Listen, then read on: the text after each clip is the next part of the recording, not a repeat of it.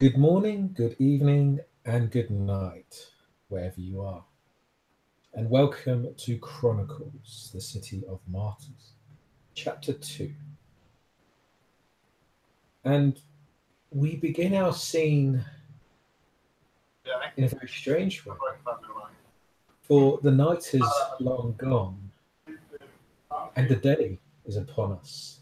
The bright sunlight shines down on the city of London. People are awake, roaming, performing their usual mortal daily lives, playing, working, enjoying every precious moment. And as the sun blares down on the city, we go towards a relatively small park. There are a few families roaming, pushing babies and prams, children laughing, giggling, playing games, as children do. And in this park, we see a very large tree. Its roots very heavy, its roots very deep. It creates these many crevices, these many dents in the earth. And this tree seems somewhat old and fresh, but there's a slight foulness to it, a slight oddness to it. As if some part of it's just slightly warped, somewhat tainted. But no one seems to notice. They just merely look upon it as an odd-looking tree. Some people even pose to take photos. But we zoom into a figure, the entity that sleeps deep in the ground, becoming one with this tree, becoming a part of its roots. We'll zoom in on this figure, on her thoughts. Thoughts of, well, family. A family we discovered. Still to be, exactly decided what to make of this family, this Jonathan guy. But thoughts probably also divert to her sister, who she misses.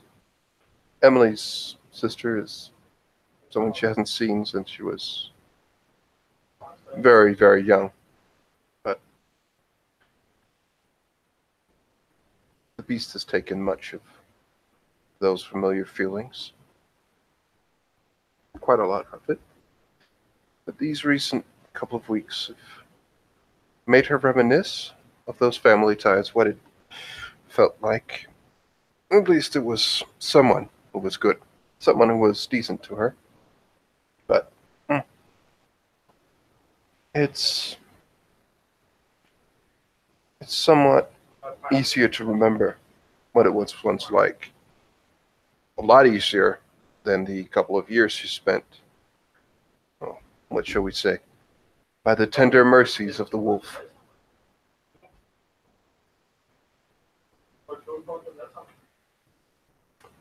Yes, she is, dreaming is probably not the right term, but she is relaxing. She is reminiscent of these couple of nights. Right now, she's sleeping, resting. The thoughts are mostly of routine. As your thoughts dwindle on your sister, the aspects of just, yeah, as you say, routine, basic, simple routine, a very human, a very mortal thing. And you do feel different these past few weeks. You feel somewhat more normal, even though you are asleep deep in the roots of this tree, your very essence, joining with it, your very essence, corrupting it or changing it, perhaps.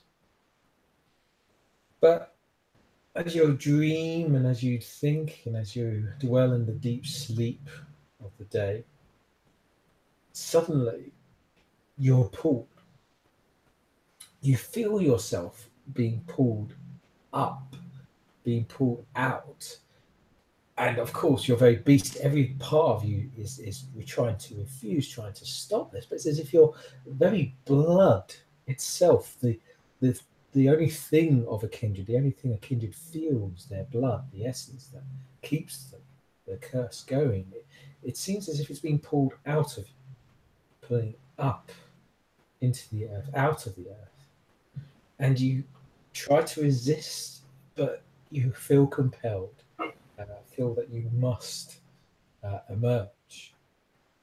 Um, and as you do, you kind of you not burst out of the earth. You kind of emerge from the tree itself in this crater, in this ditch.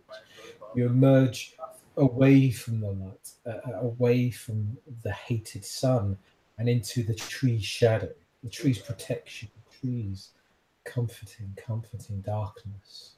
It's as if the tree itself is trying to protect you, as it has become a part of you almost. As soon as, like just before, and she's not talking since she can't, but Emily's mind is just begins in a couple of seconds where she really begins to feel the pull. Just begin to go, no, no, no, this can't. This is a bad dream. This is a nightmare somehow. But as she emerges and is somewhere, luckily, not directly in the sun, she freezes up. She wants to cough. She wants to either scream or something, but she stops herself from just roaring in it. But she is cramped up, and she just is stricken by panic for the first couple of seconds, if not half a minute, of just completely huddling like into a ball, almost like a cat would. But they do it necessarily, but they like put it like a wounded animal that just cramps down and just makes itself as small as possible. As she's, well, Emily isn't the smallest, but she's making a concerted effort as she's just holding her legs and just trying to close off her eyes, ears, and just get as little senses of what's going on. Just trying to get some sort of bearing, or at least make the ringing and horrible sensation that's currently just wrecking her mind, is just try to get it away from her. As you feel yourself pulled out, and yes, you curdle this ball. You you feel that just the heat of the sunlight, just a few inches away from either side of your body. It's a sensation of the heat, the damage, the ruination of you, and it's your beast is lashing out right now. Get back in the ground. Get back in the ground. What are you doing? This isn't right. But the voice gets dimmer. It gets more silent as you emerge, and it's as if the blood itself is being pushed down, as if it's being forced down. Another influence is controlling it. Another beast, perhaps, that's forcing it to calm.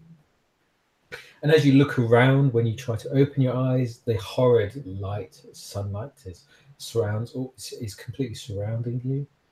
And not only the sunlight, but just the sounds of the daytime, the sounds of children playing, sounds of traffic, the sounds of people walking, laughing, enjoying themselves.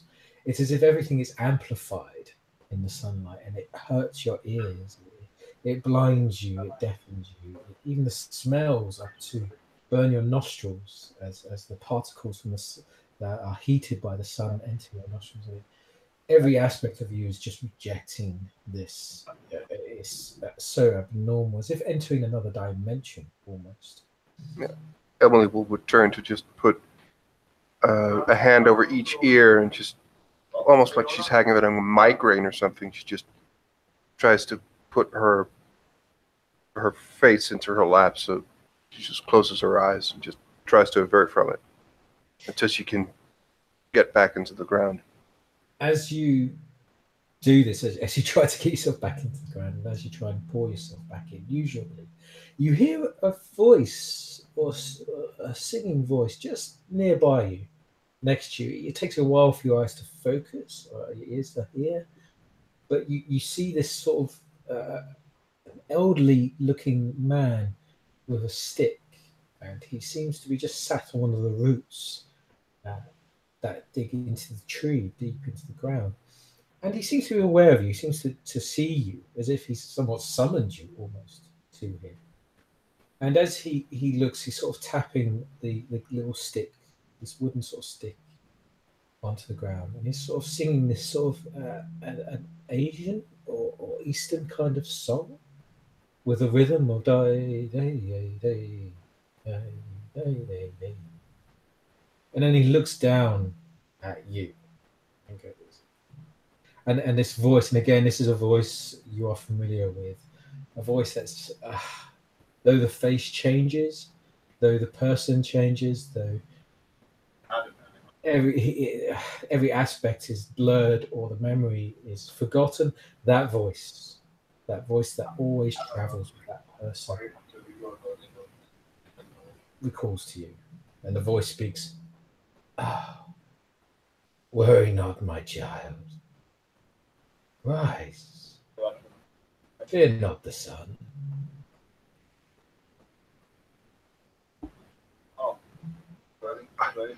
I'm too weak. I fear it. I and she is speaking, but almost like still holding her. I'm still holding my ears closed, and she's it's the mixture of whispering, but also just giving enough power to be audible. She just says like rambles on about like she's I do fear it. I'm not strong enough. Like I apologize. And she will just be reduced to a muddled like. Well, it's probably a mixture of her being in that, and I'm guessing also the blood bond would also do certain things to this, right? Yeah, you do not want to disappoint this person. You don't want to feel weak. You don't want to disobey. You'll do everything for this person. Anything. Oh, that she will, but she will be apologizing a lot because she, she is afraid. There's no reason in hiding it, but she will just profusely apologize for being afraid. Stop your apologies. Of course, master. She just immediately just quiets and shuts up. Sit. Rest. Focus yourself, child. He kind of gestures towards one of the a tree root. It's still in the shade. It's still in the shadow, but closer to the tree and near him. She almost kind of crawls fast or as fast as possible over to it, gets up on it, and she's still sulking. She's still like cramped together, but she tries to sit up as straight as possible. She can't look at this guy. She can't look at him. She just looks down into the ground and just sits there, waits. Oh, please do not avert your gaze, child. Look upon your master, your maker. She immediately looks at him. And as you look, you do not know how or why, but he's always different. Every time you see him, every time you meet him, he's different. But it's the voice. That voice always rings true. It chills you through the blood itself. And as you look upon him, he is in this guise of this old man, this sort of wrinkly old man who has this sort of a cane, and he's quite shriveled and quite shrunk and weak looking, and almost his eyes are closed as if blind, but then he looks to you and then opens them, and he reveals that inner part of him, that part of him that you recognize, that you see. Yeah, I'm disappointed, my child. You deserve excellence. I have. I will bear any punishment you bring on me.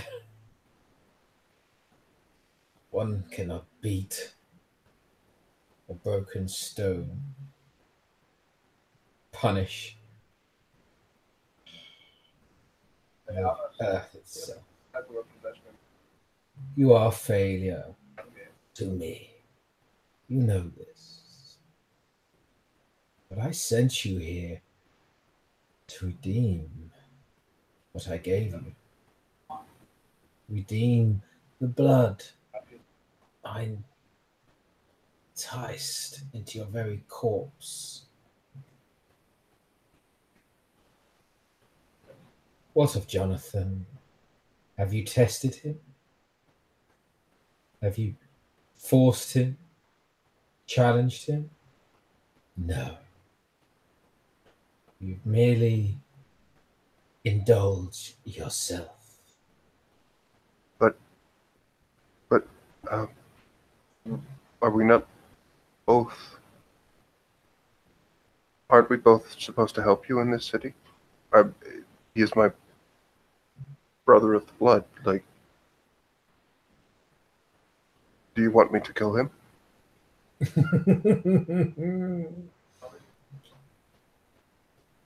Challenge him. Beat him. The manner you do this, I care not. The city, I care not. This was the task I sent you here for. The council can be damned for all I care. Only the rivalry of you and your sibling is all that I care for in this city.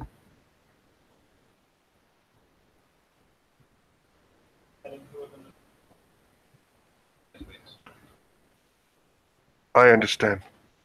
I will challenge him, and I will defeat him. Good. Do as you feel. Trust your beast, trust your instincts, child. I will be watching as always. But come, enjoy the daylight. And he kind of waves his arm and opens up. This is one of the greatest challenges of any of our blood. Yet you fail so miserably.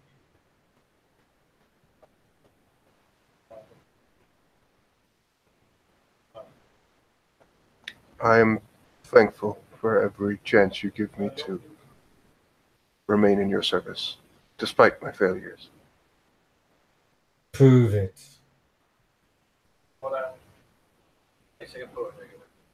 Oh, just out of character, is he asking me to put like myself out into the light? He's you know what, actually as you look to him and as you he holds his hand out to you out of the shade into the sunlight, and his hand doesn't burn, doesn't do anything. It just doesn't react. There's a slight smoke effect at most, but he's holding it out there, and he wants you to place your hand out. As she reads that, as Emily just looks at him, she nods, and she will put her hand out, unless you want me to roll. You may have to roll just simply to do this and to hold Yeah, your hand out long willpower. enough to figure it out. This will be a very hard test. So this will be resolve. plus composure, and Minus definitely a penalty of oh, it's gonna be four. Penalty of four because this is sunlight. It's the worst thing that Kindred nothing. can.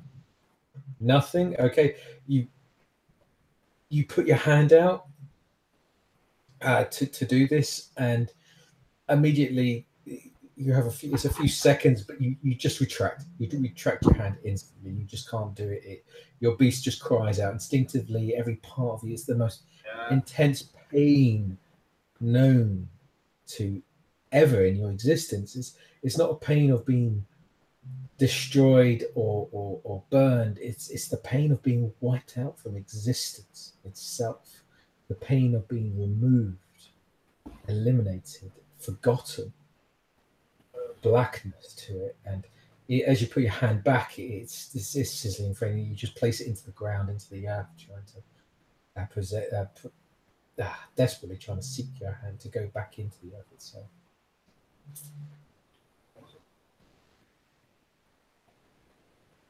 And as you do this, the figure just looks to you, weak, such a disappointment. I never embraced you on the basis of your strength or ability, but your potential.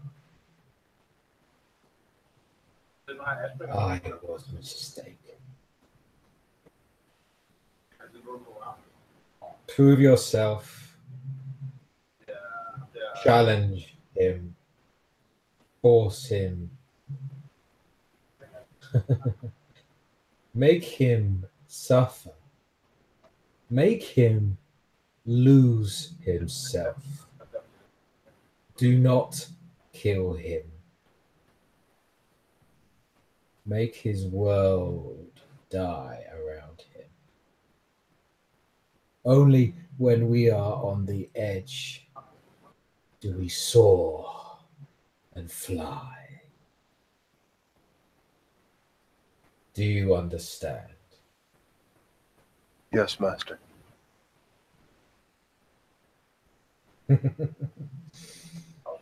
And with this, he kind of puts a hat on his head and he places these sunglasses around his eyes and puts on a sort of warm or thick, sort of heavy coat. And he sits up and goes, "Sleep, my child. Let me trouble your dreams no longer. If you fail me again, I will take back that which I gave you."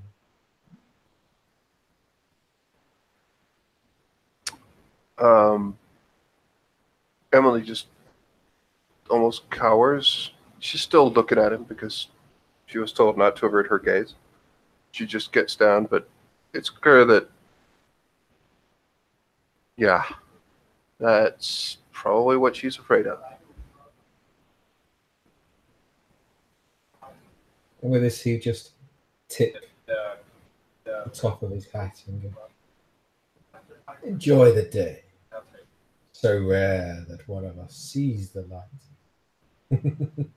And with that, he kind of walks off or turns around and again sings a sort of a light song and walks into the open, into the light. But of course, as he walks, the light's too bright for you to focus in on or to see very clearly. But he just seems to walk off into the distance behind the tree or around the tree, and you are left there in the daytime.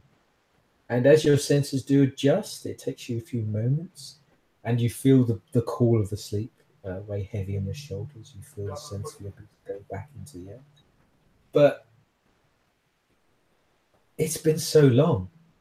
It's been so long since you've seen the sunlight. It's been so long since you've seen the daytime, seen mortals playing, seen children in the light itself.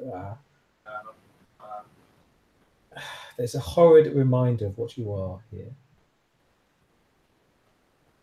but it's still wonderful all the same.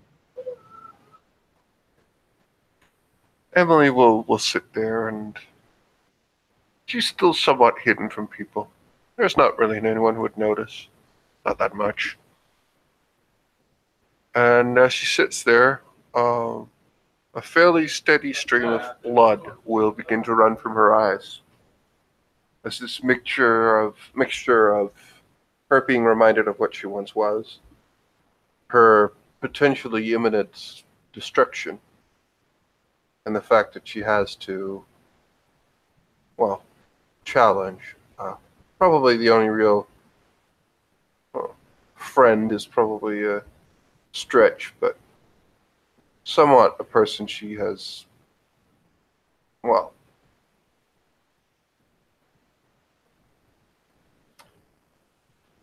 been in friendly conversations with, who she can relate to somewhat. And now she has to challenge him. There is no other way.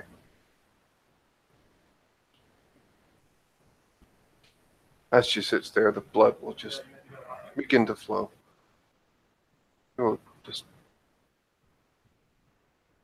just get more and more sad. And again, like, is this just selfishness? Or is this perhaps a part of her being a little more what she once was, that she simply will just be a little bit more human now?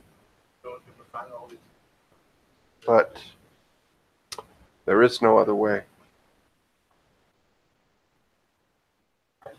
Or is there? And with these thoughts, with these feelings, you are left as we zoom out. I don't know if you saw that, but that was a willpower roll, and that's one, two, three, Oh, okay. Sorry, I didn't see that. 7 successes on a willpower roll. She sits there.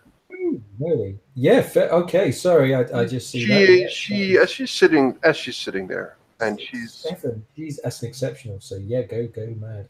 yeah, as she sits there, and there is no other way. There is, like, as she's there, and the blood just flows from her eyes, and she's desperate. She sits there, and there is something, something that just says in her mind, "Is there no other way? Really? Maybe I there is." I describe you. Yes. Sorry, I didn't notice the willpower roll you just did there. Um, Go a bit off rail here. So yes, you sit there for a while thinking, oh, you're weak. He's stronger. He's going to destroy you. What do you do? But that in the cool of the sleep wants to bury you back into the earth. But you hold out. You sit there. You feel your burnt hand. You sense that fear of the sunlight. And as you sit there, you force yourself awake. You keep yourself awake during the daylight hours. And as the tree shadow kind of moves, you move with it. As the day sort of goes by, and you sit there and you even stand up and walk along the tree shadow out a few meters from the actual tree itself, along its shadow. And you look around the daytime and it becomes more normal. Your senses adjust after a while. But you are forever this creature covered in shadow, protected by the tree as the clock goes by, as the shadow goes around, as the sun goes around the tree. You follow it and you observe. You just observe people. You observe the mortals in the daylight. It has been so long since you've seen them, daylight hours, and they're so happy, so pure, so innocent, so safe, and that sense that even your beast, you've never felt your beast so quiet as it is right now.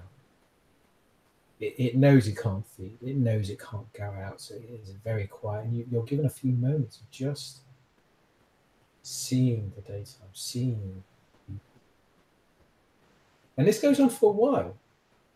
And it even gets to a point where a friendly, some playful kids, a playful girl notices you or tries to approach you or look to you. As How she's do you gotten react to closer, that? she would have wiped or tried to wipe the blood off her eyes and just make sure that she's presentable. She's hidden away the clothing she used to do that. There's still some residue, and she'll just, um, yeah, she just kind of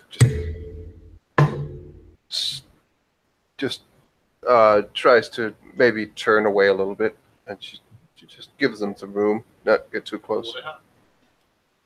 This small girl kind of approaches you. She's playing with these other children in the park, and of course comes near you and notices you. You've been standing there for a while. I mean, other people notice, but it's London. It's London Park. Now. People stand by trees all the time, but it's this small girl approaches you or looks to you, and she's very young, and she is standing in the sunlight in the daylight, while you are submerged in the shadow. And it's strange. Even your figure is quite dark. Even your very color is quite dark, grey almost in the daytime. And she looks to you, just going, "Oh, are you okay, lady? You see, you're upset. You seem upset. You can play with us." Uh, uh, no, thank you. I'm good. And she just kind of does a head nod of her head, and will just gain, like, begin to walk backwards very carefully, remaining in the shadows, but just get away from her. That's that's what's in her mind. Like she needs to she needs to get away. It's quite horrible because as you try to get away, you're still trapped in this tree's shadow. You can't quite get out of it, and of course, the girl seems to realize this. Seems to play with you slightly, as if laughing as you're walking up and down the shadow, and then burst out of laughter as she kind of Emily will comes go to the around you. base of the tree and sit down. And the little girl looks at you as you sit there. You're funny. You like this tree. You like this tree. Um, yeah, yeah. Yeah, I do. She's just putting her hoodie up, just making sure that her face is as little visible as possible. The girl looks to you. Go, oh no, no need to hide, you pretty lady. No, no, it's fine. I've just been crying a little. I don't like to. I look like a mess, and I don't. It's fine. Like just I'm okay. Really. She looks to you, and look, actually, she hears a voice in the background. Her head turns, and of course, it's her parents or whoever. Again, they're saying, "Oh, don't bother that lady. Come back. Oh, it's time to leave." And the small girl just looks to you, and goes, "Oh, I have to go. I have to go. But look here for pretty lady. Don't hide. Come play." And she offers you like a little toy horse, like a little wooden sort of little toy horse that she was playing with. And she kind of like leaves it in front of you or leaves it on a little part of the root of the tree and it kind of rocks or is stationary there and then she sort of waves at you and says bye bye and then just sort of runs off and starts to play with the other kids. Emily will just look at that horse. She just like part of her, and probably her beast is just like, doesn't Oh, matter. your beast wanted to eat her. Your beast But was desperately like grab her, take her into the shadow, eat her, get stronger. but Emily just looks at that horse in the wood or toy. Just looks at it. She takes it, looks at it, smiles a little, weights it in her hand,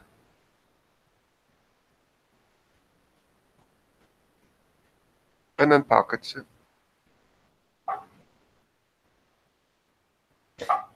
And I think with that, we will just slowly zoom out of this scene as you look at this horse and place it in your hand. And before you realize it, the sun is setting behind the buildings, behind the glass buildings, the tall buildings, the housing, the blocks, and grey clouds have emerged, and evening, dusk has emerged, and the shadow of the tree and the light outside seems to blur into a grey, into a similar colour until there is no shadow anymore on the tree, until it is dark enough for you to walk, to step out from under the tree.